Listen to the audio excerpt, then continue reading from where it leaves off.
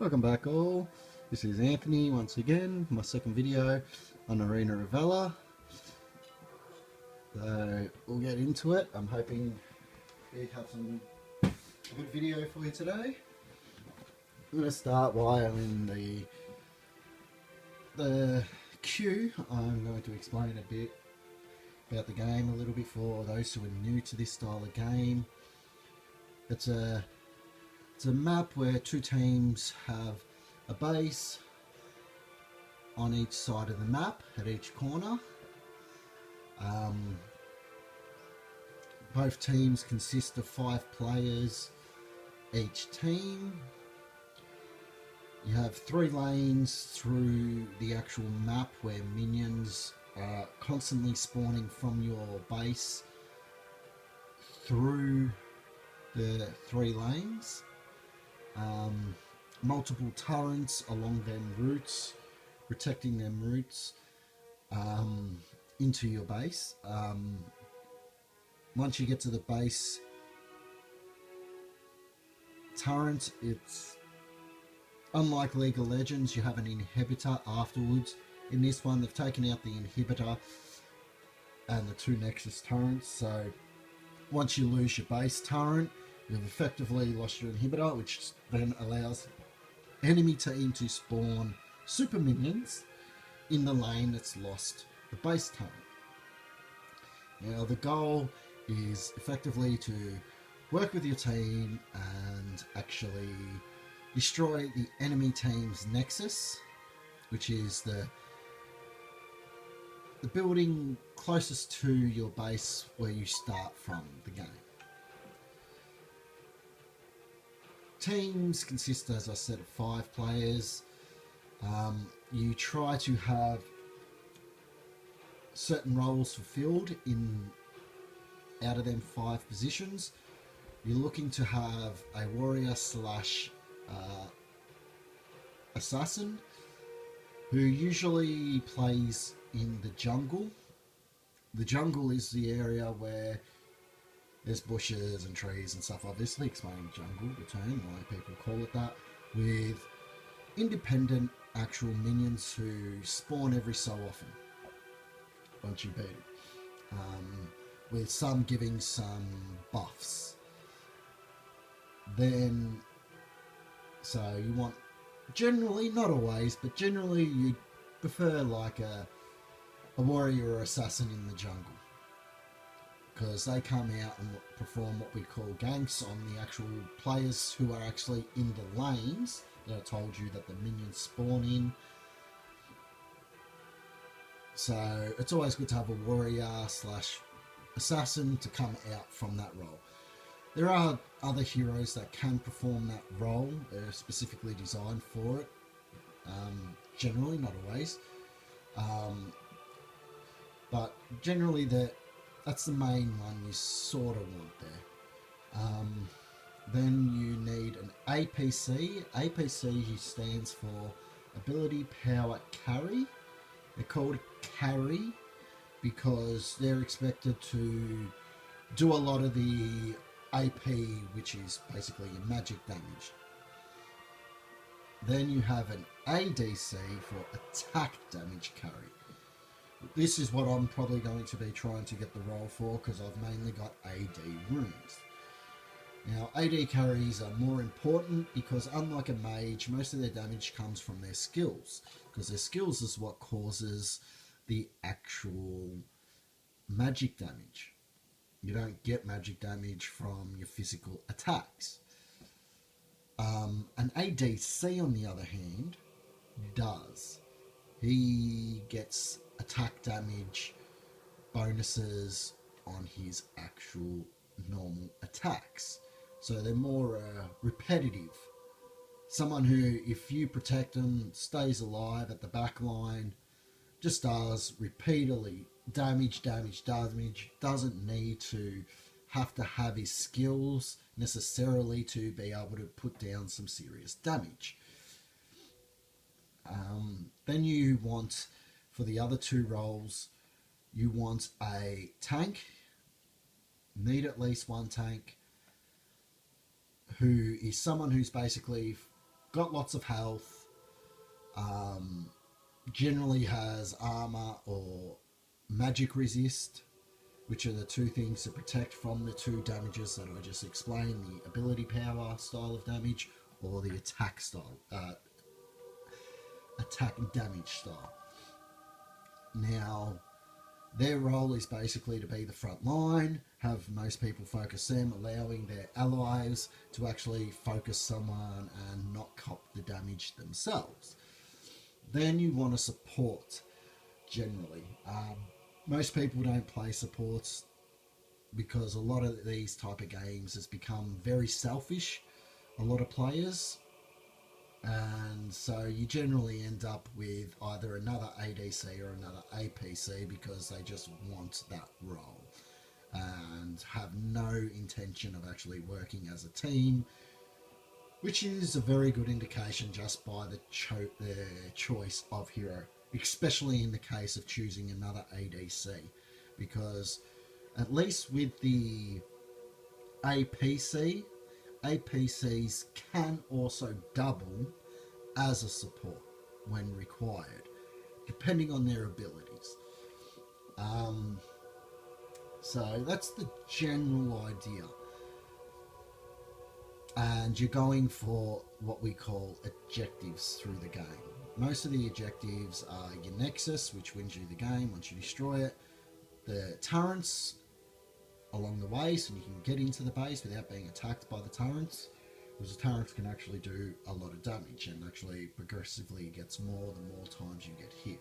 Well, that's how I know my understanding is of the League of Legends system. I'm not 100% sure if that's the same case in Arena of Valor, but it still does either way a lot of damage. And the turrets will automatically focus someone who has either entered their range without any minions or anyone else to attack.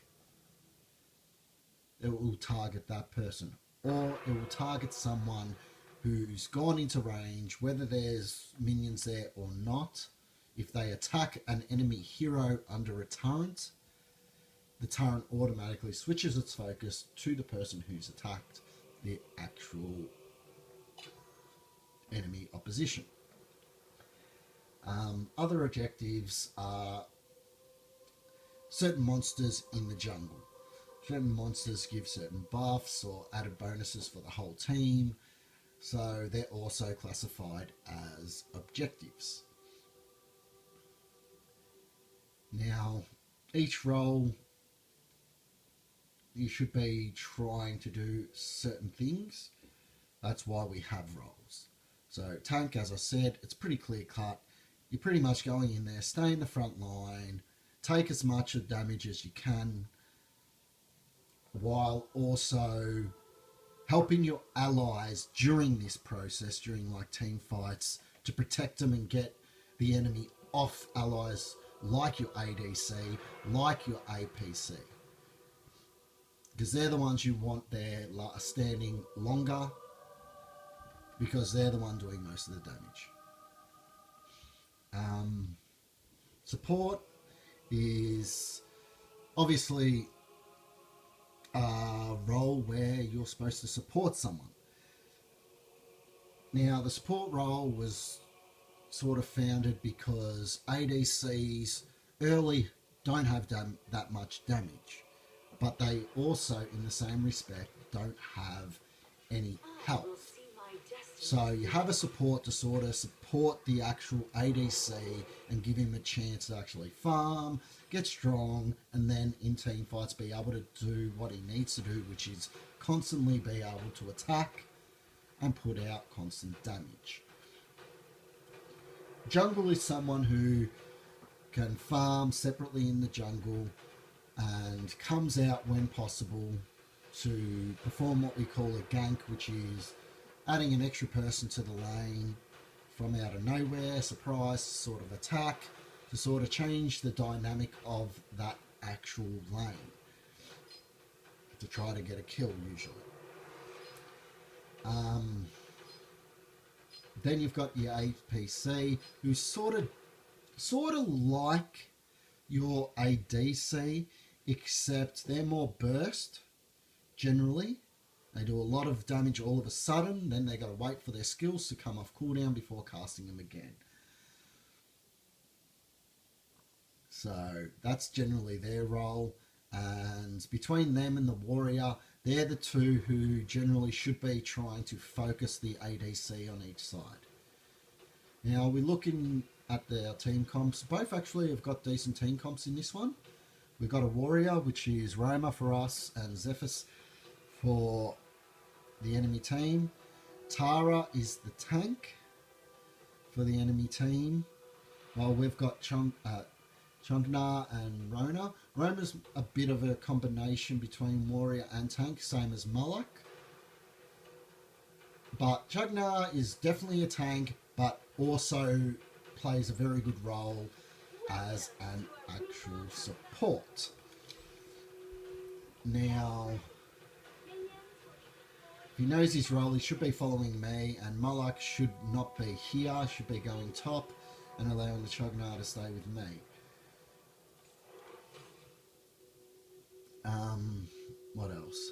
I'm heading out straight away to the lane, because as you can see in this particular game, Arena of Valor, it only takes a little time before minions spawn. So getting out there and sometimes give you a little bit of a slight advantage to start with.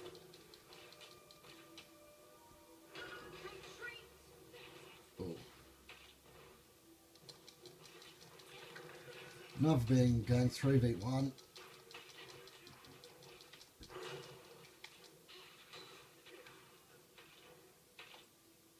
You've got to be careful in that situation because we're outnumbered.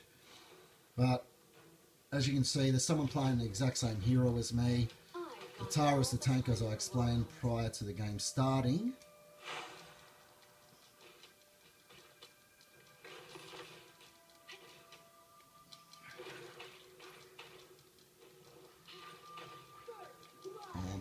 So you're always constantly trying to farm as an ADC, which they're really trying to actually stop that from me. That's why it's a 3v1. But because it's a 3v1 in the same respect, they're also actually giving up a lane at the moment. If you actually look at the mini-map,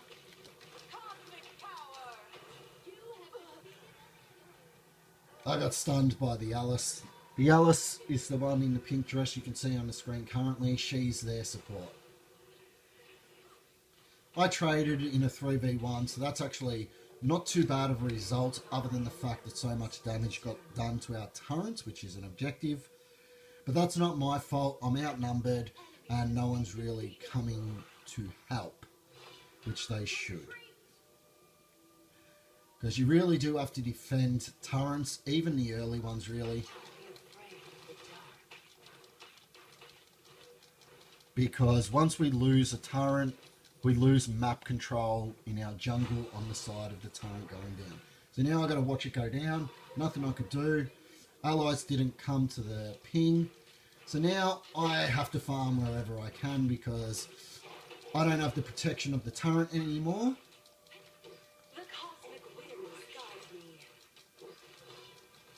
If you're watching the mini-map, we've actually got a battle going on in mid, so I'm trying to come and help. Battle also in top. Allies aren't paying attention at the moment, and that's going to become an issue. But at the moment, there's not much we can really do because of just allies not really understanding their roles. Remember what I said earlier before the game started, you got to know your role, and they don't seem to know their role. Like, the person who got the free lane was our support. Like, I don't know what idea he was thinking by having the free lane as a support. Like, what are you going to get from that? Supports are heroes that are designed purposely to actually be able to do stuff without farm. Sure shot.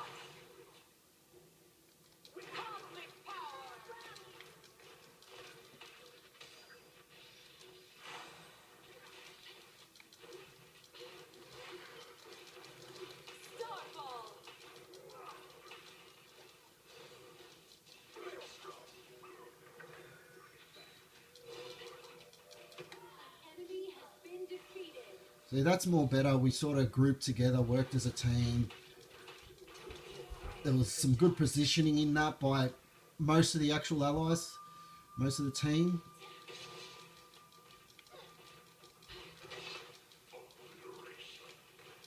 Oh, a bit of silly mistakes by me. I'm in trouble. They should be trying to help, but really didn't, especially the Malak. He's very tanky, even just at the beginning.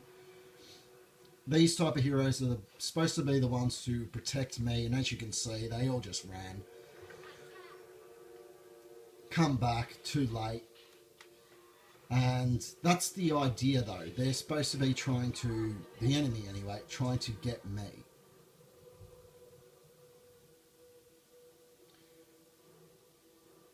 Because of the early, though, lack of teamwork, we've sort of been out of position, and now we're having to recover because we've lost map control. Map control meaning we've lost vision in our jungle and protection from our actual turrets.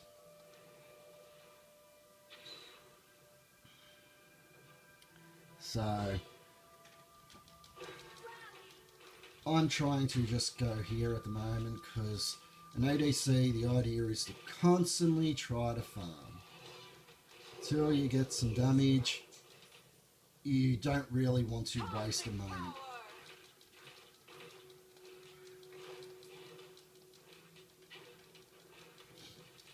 Hence why I'm just farming at the moment.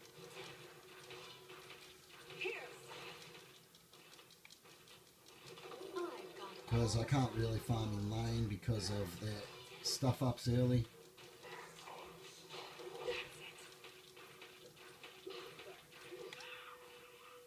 And that's really stupid by my ally. He's taking something I needed more than he did.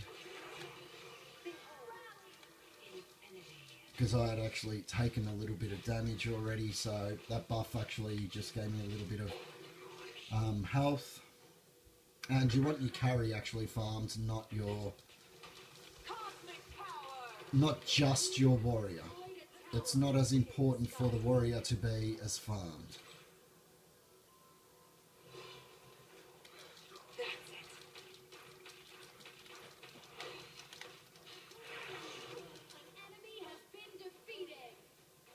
At least someone came and helped me, so we're able to get that kill and control the fight. But allies so far are showing they don't know how to work as a team.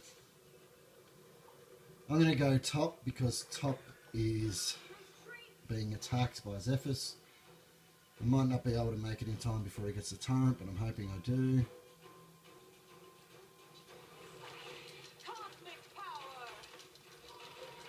Wasn't able to, and I can't chase that up without help.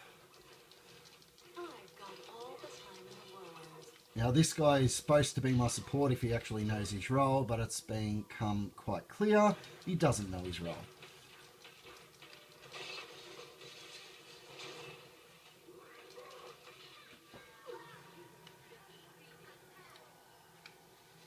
And allies, yeah, aren't paying attention to the map a little bit at the moment. See, with me and Shankar there at the time, we didn't really have vision, so we probably shouldn't have pushed that far. But in the same respect, you could also, if you're paying attention to the map, you could see stuff was going down there. So it's judgment at the moment. Like L'Oreal, she has no judgment whatsoever.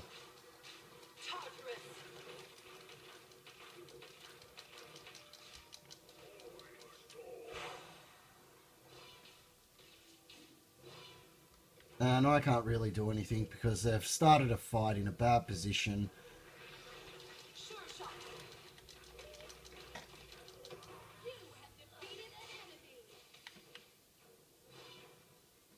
Now I'm trying to group up with my allies so I can use this heal. Use it on my allies.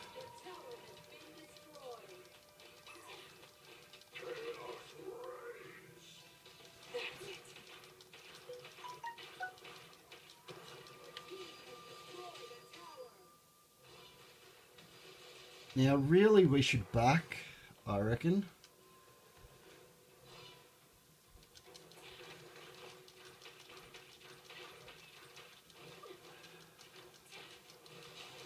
The cosmic winds guide me. Well, chasing me the wrong way, so I'll just go for farm here. Because it's going to respawn itself anyway. I need backup. Don't be afraid of the dark. Our high-ground tower is being As I said, ADCs are supposed to be just trying to get as much farm as possible. Hence why I'm trying to take everything I can cosmic power. in between even little breaks. In like I've got all the time in the world. team fights or minions before they come. Here.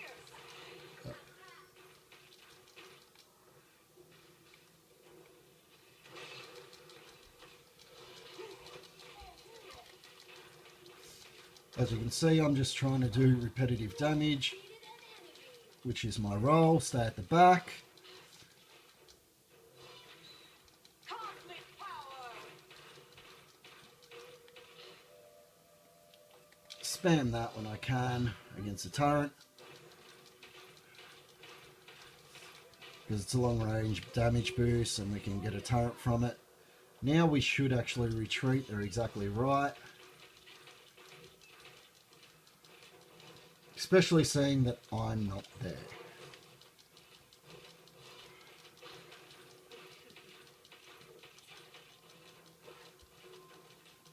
And because they're not, I'm going to go top and try to take an objective. But they still haven't listened, so I've got to ping it again. The cosmic winds guide me. I don't realise they don't have their ADC and shouldn't be going into this fight.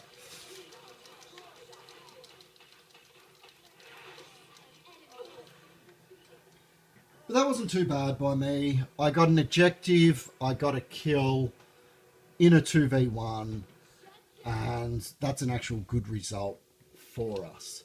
Because I drew two away from their actual team fight that they were having.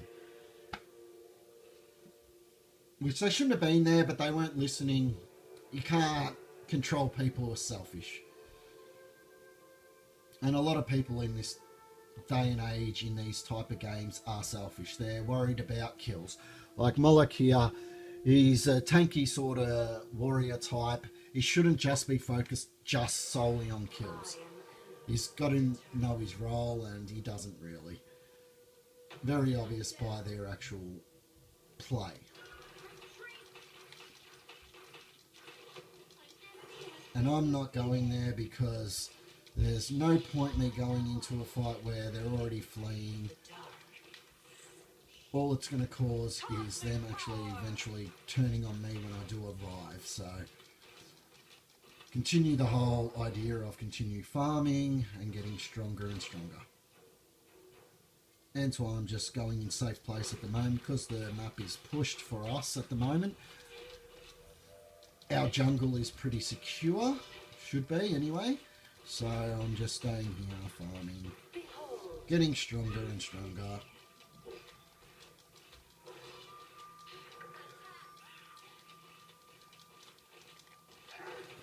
As you can see, I'm starting to actually get some decent damage. And that's going to increase once I buy that item. As you can see, just plow through that. As you can see the numbers popping up. I'm getting actually very good crit. Now I sort of got to join, but so should Roma. But they should hold off until we get there. Might is right. Roma's gone in way too early.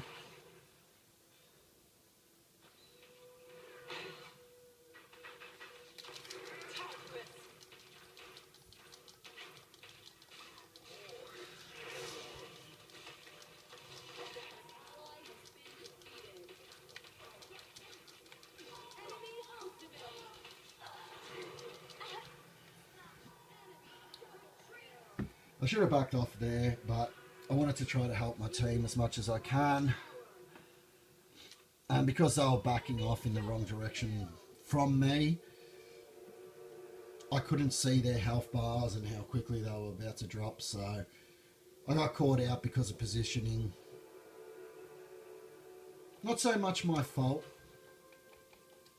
but because of how the battle formed, it started going around that sort of area. Everyone went into the middle though, and I didn't, which got me caught out. But I did a bit of damage, so that's the main thing. I was doing my role and following it up how I should be. Really, I want that blue, but Valor is an AP carry, so it actually makes sense to have it on her. So I'm going to completely leave that alone, even though I would have been able to easily take it from her.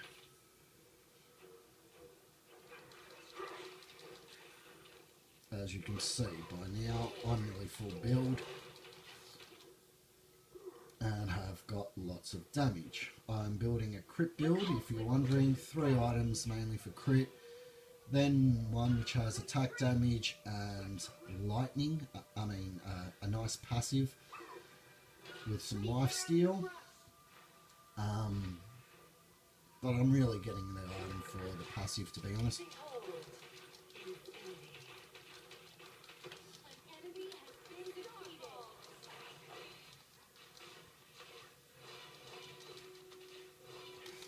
Trying to stay with them, constant damage, because I'm the one who will most likely cause the kills. As you can see with my triple kill. And we'll win this now because of that fight.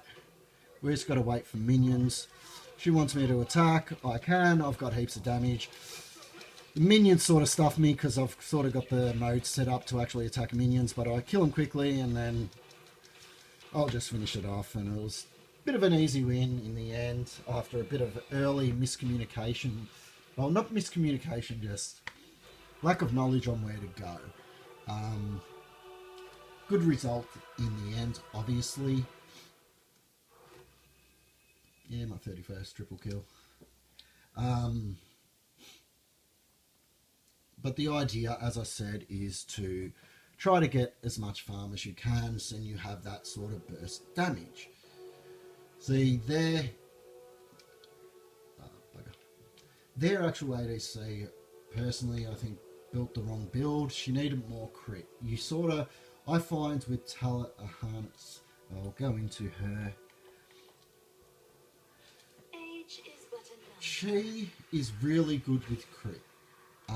If you just get 2 items, which she got these 2, down the bottom, the claves and the silks, them 2 are the actual 2 important ones and are good, but it's not enough crit. That's why I get the other one called the Devil. Devil's, I think it's Handshake. Devil's Handshake. So, to give that added crit percentage, while also adding on some more attack speed, gives me a little bit of movement speed, but also with the passive helps even more with the attack speed. So with that, I can probably avoid this item here, but I get this item because of the actual passive. That passive, with how much attack speed you're doing, you're getting that passive popping every single time you hit, and with 3 items there purely just for attack speed, I'm hitting them really, really fast, really, really regular. So I'm popping that passive 8% of their target's current HP with each single normal attack. And I can pop out, as you were seeing, by the end I was popping out like, 5 to 6 attacks every 1 to 2 seconds when I'm in range. The other item here This is purely for the armor pierce. Cooldown reduction is really good. Having cooldown speed, that's really good and beneficial, because a lot of my damage from Talianis, when it's not caused by the crit, is actually caused by my L skill. And having my L skill being able to come back really quickly is always a bonus. Same with the actual ult. So that's why I built that build, if you're wondering. And I go this item for a little bit extra more, these boots for a little bit extra more cooldown speed. I find that generally this sort of build outscales late game better than most other builds for this particular hero. So that's my sort of explanation to sort of help you understand why I built that way. Thank you for enjoying the video. Like and subscribe if you enjoyed it. I'm still new at this, so if you see some flaws, don't hesitate to comment. I'll take it on board and try to improve on the experience for next time. So, yeah, it's really good to have you all enjoying my content, and hopefully I'll see you next time.